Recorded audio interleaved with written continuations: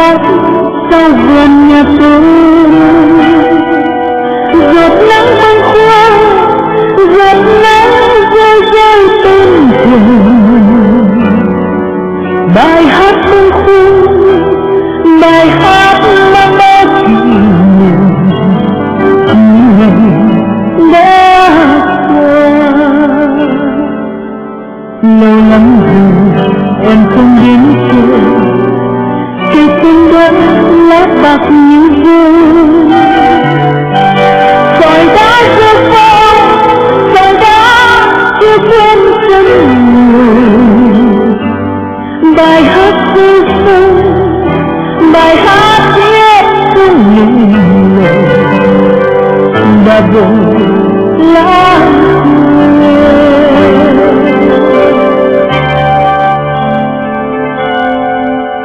Bài hát tìm trong nỗi nhớ tìm chiều bình yên. Bài hát tìm trong ký ức cuộc tình vô biên. Còn lại trong em, còn lại trong em chỉ là lung linh giọt nắng bên em.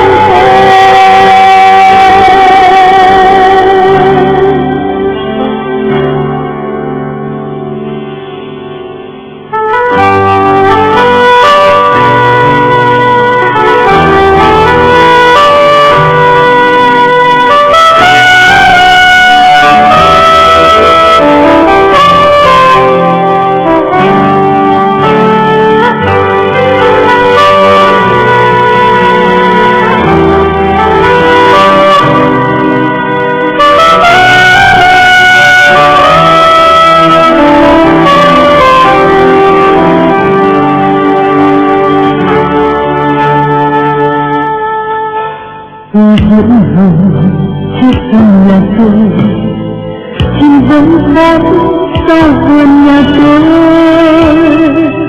Một giấc mơ kia cho thấy hư vô trong đời.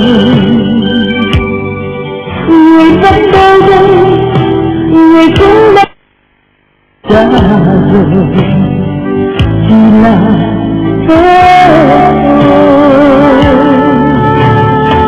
thấy buồn em cứ đến chơi. Chim vẫn hát sau vườn bếp tôi.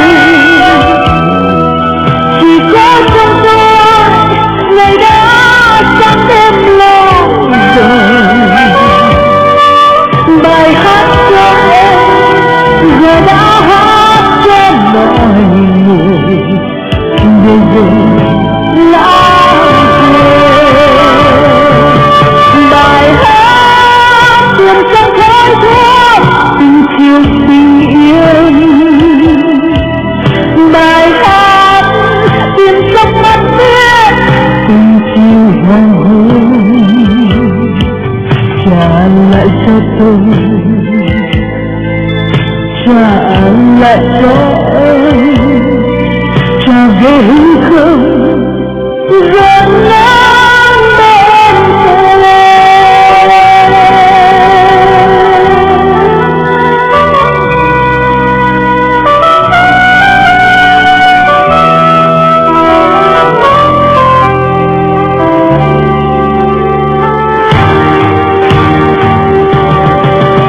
Bài hát tìm trong nỗi nhớ tình chiều bình yên.